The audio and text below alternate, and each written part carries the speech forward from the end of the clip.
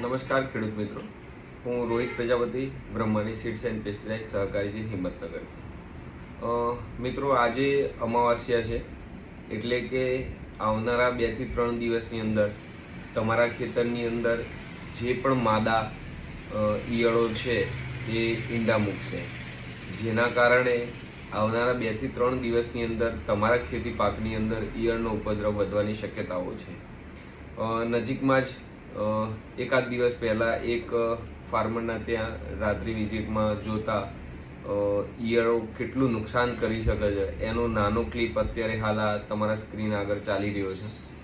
તમે એમાં જોઈ શકો છો કે ઈયળો કેટલી સ્પીડમાં પત્તાઓને નુકસાન કરતું હોય છે, જેથી કરીને ક્લોરોફિલ એક્ટિવિટી પાકની ધીમી પડી જતી હોય છે અને પાક જે છે એ સારી રીતે નીચેથી જમીનમાં જે પણ આપણે ન્યુટ્રિશન આપ્યા છે, જે પણ ફર્ટિલાઇઝર આપ્યા છે એ સહેલાઈથી ખાઈ શકતું નથી, કારણ કે એનું રસોડું જ ડિસ્ટર્બ થઈ જતું હોય છે।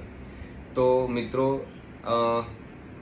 આ જે અમાવસ્યા છે તો આવનારા 2-1 દિવસની અંદર જેવું પણ તમારા એરિયામાં ખુલ્લું વાતાવરણ નીકળે કે તરત જ લિપ્રોલ એટલે કે ઇન્ડોસિસની લિપ્રોલ આવતી હોય છે, જેની અંદર લેમ્ડા પ્લસ ક્લોરેન્ટાનિલિપ્રો નામનું કન્ટેન્ટ હોય છે।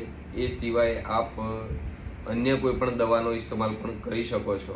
લિપ્રોલ એટલા માટે સજેસ્ટ કર્યું કે એની અંદર લેમ્ડા બી છે અને ક્લોરેન્ટાનિલિપ્રો પણ છે, જેના કારણે ઈંડા પણ મળશે, ઈયળ પણ મળશે અને એની માદાનું પણ નુકસાન જશે, જેથી કરીને તમને લાંબા ગાળાનું નિયંત્રણ મળશે।